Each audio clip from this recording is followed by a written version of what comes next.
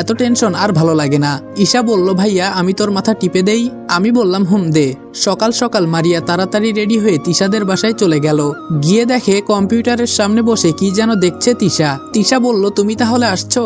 মারিয়া বলল জি ম্যাম। তিশা বলল রনির কি খবর? মারিয়া বলল ম্যাম রাতে ওকে বাসায় পাঠিয়ে দিয়েছি। এখন কি বলবো ম্যাম, আজ থেকে কাজে লেগে পড়তে।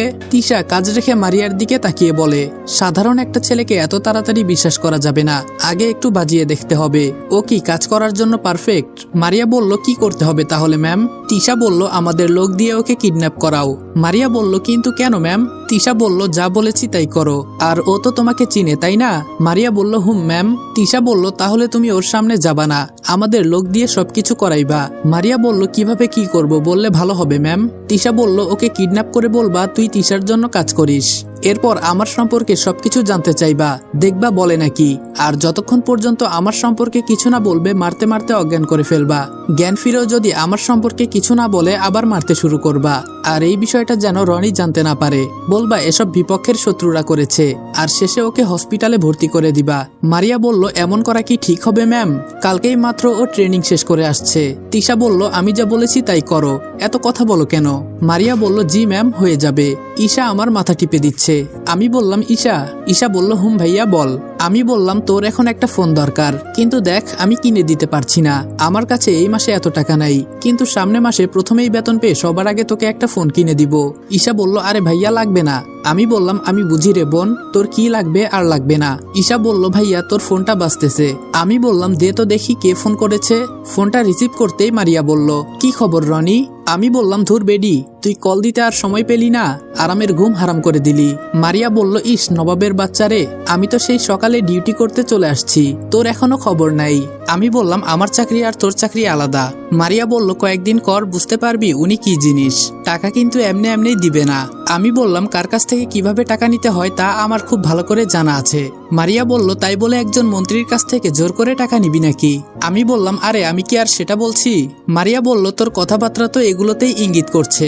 আমি বললাম আমার মনে হয় কি জানিস, তুই ম্যামের চাকরি করতে করতে পাগল হয়ে গেছ। মারিয়া বলল মাত্র তো আমাকে পাগল বললি, তুই কয়েকদিন কর পরে তুইও পাগল হয়ে যাবি। আমি বললাম আচ্ছা মারিয়া তোরে একটা কথা বলবো। মারিয়া বলল হুম বল কি বলবি। আমি বললাম আমরা তো একসাথেই কাজ করি। মারিয়া বলল করি না, করব আজকে থেকে। আমি বললাম সে যাই হোক একই তো কথা। মারিয়া বলল এত না পেঁচিয়ে কি বলবি বল। আমি বললাম আজকে থেকে দুইজন বন্ধু হয়ে যাই, কি বলিস? মারিয়া বলল হুম হওয়া যায়, কিন্তু তোর মুখের ভাষা একটু ঠিক করিস। আমি বললাম আমার মুখের ভাষা খারাপ নাকি? আর আপনি খুব সাধু মানুষ তাই না? মারিয়া বলল ভাই এমনি অনেক কথা বলে ফেলেছি, এখন শুন যেটার জন্য তোকে ফোন দেওয়া। আমি বললাম হুম বল। মারিয়া বলল 10টার দিকে ম্যামের বাড়িতে আসবি। আমি বললাম হুম ঠিক আছে, তুই এখন কি করস? মারিয়া বলল এই তো ম্যামের পেছনে দৌড়াদৌড়ি করি। আমি বললাম ভালো, করতে থাক। মারিয়া বলল আচ্ছা আমি ফোন রাখি। আমি বললাম আরে যা সাতচন্নি। মারিয়া বলল তোকে দেখে নিব। আমি বললাম আরে যা যা আমিও দেখতে চাই। মারিয়া বলল ধুর, এ বলে ফোন রেখে দিল। ঈশা বলল ভাইয়া এই মেয়ে কে? আমি বললাম কাউকে বলবি না, সাবধান। ঈশা বলল আরে ভাইয়া বলবো না, তুই বল। আমি বললাম এই মেয়েটা হলো ওই দিন মিতুদের স্কুলে যে মন্ত্রী এসেছিল না, ওনার সেক্রেটারি। ঈশা বলল কি বললি ভাইয়া? আমি বললাম এত অবাক হয়ে লাভ নেই, আমিও ওই মন্ত্রীর আন্ডারেই কাজ করব আজকে থেকে। ঈশা বলল আমার বিশ্বাস হচ্ছে না ভাইয়া।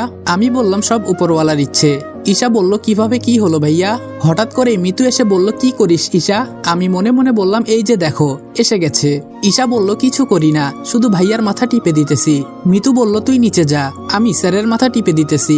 আমি বললাম এই মিতু তোমার স্কুল নেই? মিতু বলল আছে তো স্যার, তবে আজকে যাব না। আমি বললাম আর কয়েক মাস পর যে তোমাদের পরীক্ষা তার কোনো চিন্তা আছে? মিতু বলল স্যার পড়ি তো, আর আজকে এমনিই ভালো লাগছে না এজন্য স্কুলে যাব না। আমি বললাম তাহলে বাসায় গিয়ে পড়ো যাও। মিতু বলল স্যার একটা কথা বলতে এসেছি। আমি বললাম হুম বলো কি বলবা। মিতু বলল ঈশা তুই একটু বাহিরে যাবি? আমি বুঝে গেছি মিতু কি বলবে। আমি বললাম কারো বাহিরে যাওয়া লাগবে না।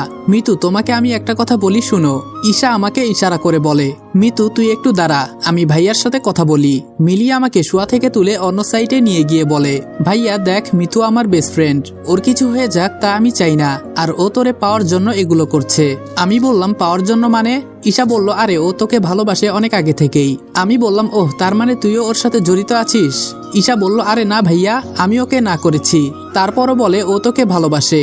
আমি বললাম দাঁড়া আজকে ওর ভালোবাসা বের করব, পিচি একটা মেয়ে কি সব বলে।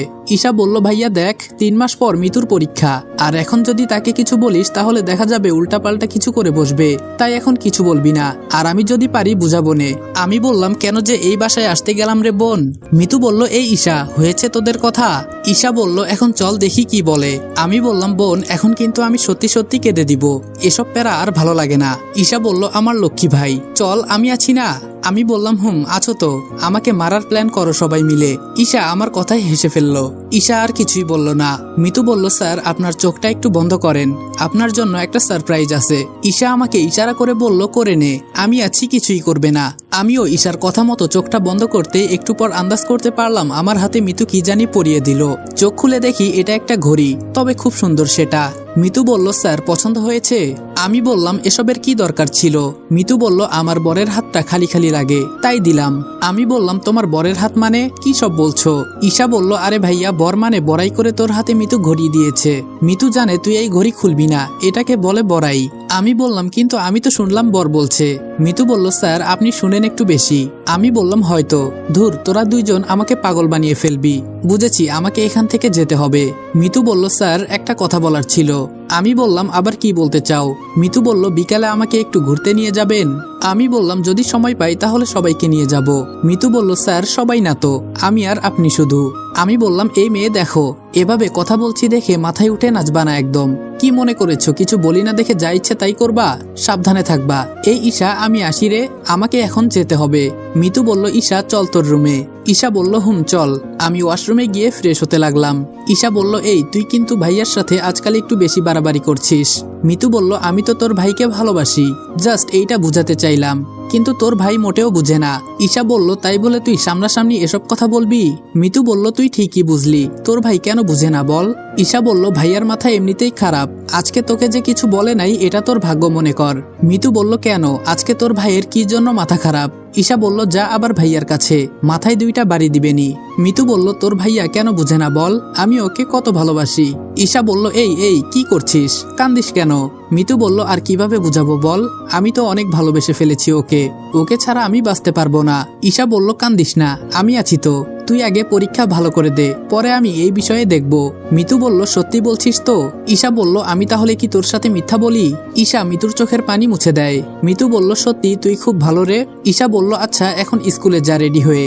মিতু বলল কিন্তু ভালো লাগছে না তো। ঈশা বলল তুই যদি A+ আনতে পারিস পরীক্ষায় তাহলে ভাইয়া কিন্তু তোরে বিয়ে করতে না করবে না। মিতু বলল আমি অবশ্যই A+ নিয়ে আসবো, তুই দেখিস। ঈশা বলল এজন্যই বলছি গিয়ে ভালো করে পড়। মিতু বলল পড়বো। আমি রেডি হয়ে রুম থেকে বাহিরে হলাম। আম্মু বলল বাবা আজকে থেকে কি জয়েন করবি। আমি বললাম আম্মু দোয়া করিও আমার জন্য। আম্মু আমার কপালে একটা চুমু দিয়ে বলল দেখে শুনে যাস বাবা। আমি বললাম আচ্ছা তাহলে যাই আম্মু। বাহিরে এসে রিক্সার জন্য দাঁড়িয়ে আছি, কিন্তু কোনো রিক্সা তো পাচ্ছি না। আজকে 9টার দিকে যাইতেছি, প্রথম দিন তো তাই একটু আগে যাওয়া উচিত। 20 মিনিটের মতো দাঁড়িয়ে আছি, কোনো রিক্সা আসার খবর নাই এখনো। হঠাৎ আমাদের বাসা থেকে নিচে 2টা মেয়ে নেমে এলো, তবে এখানে একজন বোরকা পরে এলো। বোরকা পরা মেয়েটাকে অনেক সুন্দর লাগছে। মনে মনে বললাম ক্রাশ খাওয়া যাবে না, আমার কিন্তু ক্রাশ অলরেডি একজন আছে। বোরকাওয়ালির সাথে মেয়েটার উপর নজর পড়তেই আরে এটা তো দেখি ফারজানা, আর বোরকাওয়ালি তাহলে মিতু। ধুর আজকাল কি এমন ডিজাইন বোরকা বের হলো, বোরকা পরলে কাউকেই চিনা যায় না। ফারজানা বলল ভাইয়া আজকে তো তোমাকে খুব হ্যান্ডসাম লাগছে। মনে মনে বললাম আসলে মন্ত্রীর সাথে কাজ করব বলে কথা, তাই একটু না সাজলে হয় নাকি। আমি বললাম ধন্যবাদ ফারজানা। মিতু বলল আজকে আপনাকে খুব সুন্দর লাগছে। আমি বললাম তোমাকেও ধন্যবাদ। তো স্কুলে যাবা না বলছিলে আজকে। ফারজানা বলল স্যার, একবার বলে যাবে না আর একবার বলে যাবে। আমি বললাম এই তো রিক্সা এসে গেছে, তোমরা 2 বোন চলে যাও, আমি আরেকটা দেখে উঠব। মিতু বলল না স্যার আপনি অনেকক্ষণ ধরে দাঁড়িয়ে আছেন, আপনি আগে যান, আমরা পরে আসছি, আমাদের স্কুল আরো অনেক পরে। আমি বললাম আজকে আমার একটু বেশি দরকার, যাই তাহলে, তোমরা একটা রিক্সা দেখে চলে আসো। এই বলে রিক্সায় উঠে গেলাম। ওরা 2 বোন দাঁড়িয়ে আছে। বিষয়টা আমার কাছে খুব খারাপ লাগলো, কি করব, আমারও বেশি দরকার। আমি বললাম মামা শর্টকাট কোনো রাস্তা আছে, এই ঠিকানায় যাব, দেরি হলে হবে না। রিক্সাওয়ালা বলল মামা আছে, আপনি বসে থাকেন আমি নিতেছি। আমি বললাম একটু তাড়াতাড়ি করবেন। রিক্সায় আমি বসে বসে চিন্তা করছি মিতুর বিষয়টা। হঠাৎ কোথায় থেকে একটা মাইক্রো এসে রিক্সার সামনে দাঁড় করিয়ে দিল। কিন্তু এই গলির ভেতরে মাইক্রো এলো কি করে? একটা রিক্সাও চলতে অসুবিধা হয়, আর এখানে মাইক্রো? রিক্সাওয়ালা বলল, এই মামা, মাইক্রোটা একটু পেছনে অন্য গলি দিয়ে বের করলে খুব ভালো হয়। কিন্তু মাইক্রো থেকে 4 জন লোক বের হলো। এদের দেখে অনেক শক্তিশালী মনে হলো, সবাই বডি বিল্ডার, কিন্তু একজনের হাতে একটা রাইফেল আছে। তারা আমাদের রিক্সার সামনে এসে আমার দিকে একজন রাইফেল তাক করে ধরলো। আমি বললাম, কি করেছি আমি ভাই? আমার দিকে রাইফেল কেন তাক করেছেন? আমাকে মারবেন না প্লিজ। ওরা বলল, না মরতে চাইলে আমাদের সাথে মাইক্রোতে ওঠ। আমি ভয় পেয়ে বললাম, কোথায় নিয়ে যাবেন আমাকে ভাই? ওরা বলল, ওই তোকে উঠতে বলেছি, ওঠ, কোনো কথা বলবি না। আমি বললাম, ভাই আমার আজকে অফিসে প্রথম জয়েন, না গেলে চাকরিটা হারাতে হবে, ছেড়ে দেন না ভাই। ওরা আরো রেগে বলল, আর যদি একটা কথা বলিস তাহলে সত্যি সত্যি গুলি করে দিব। আমি ভয়ে ভয়ে রিক্সা থেকে নামতেই রিক্সাওয়ালা রিক্সা নিয়ে চলে গেল। ওদের সাথে মাইক্রোতে উঠলাম। ওরা যে মাইক্রো কোন দিকে নিতে লাগলো আমি দেখতে পারলাম না। দুইজন আমার দুই সাইডে বসে আছে, তাকাতেও ভয় হচ্ছে। আমার খুবই ভয় হচ্ছে, আমি মারা গেলে আমার মা আর বোনকে কে দেখে রাখবে? প্রায় অনেকক্ষণ বসে থাকার পর ওরা আমাকে গাড়ি থেকে নামালো। মাইক্রো থেকে নেমেই দেখি শুধু এখানে একটাই বাড়ি, আশেপাশে আর কিছুই নেই। ছোট ছোট বাগান আছে কয়েকটা। আমাকে ধরে ভেতরে নিয়ে গেল, একটা কাঠের চেয়ারে আমাকে বেঁধে ফেললো। আমি বললাম, ভাই আমাকে এভাবে বাঁধছেন কেন? ওরা বলল, চুপ কর, কোনো কথা বলবি না। আমি বললাম, আমার অপরাধটা কোথায় একটু বলবেন? কোনো কথা বলল না ওরা। একজনের হাতে ওই পুলিশরা যে লাঠি ব্যবহার করে ওইটা নিয়ে আসছে, আরেকজনের হাতে লোহার একটা রড আছে, আর একজন খালি হাতে, আর চতুর্থ জনের কাছে রাইফেল। এগুলো দেখে আমি খুব ভয় খেয়ে গেলাম, আমার কলিজাটা শুধু কাঁপছে। ওরা বলল, কি ভয় হচ্ছে এগুলো দেখে? আমি কান্না করে বললাম, প্লিজ আমাকে ছেড়ে দেন, আমি কি করেছি? ওরা বলল, ছেড়ে দিব তো ঠিকই, তবে আমার কথার সঠিক উত্তর দিতে হবে। আসসালামু আলাইকুম এভরিওয়ান। অযোগ্য ভালোবাসা গল্পের 5 নম্বর পর্ব এখানেই শেষ করলাম। ভিডিওটা ভালো লাগলে লাইক এবং কমেন্ট করে দিও, আর চ্যানেলে নতুন হলে সাবস্ক্রাইব করতে ভুলবে না। আর হ্যাঁ, বেশ কিছুদিন হলো আমি একটু অসুস্থ, যার কারণে ভিডিওগুলা বেশি একটা লং করতে পারছি না। এই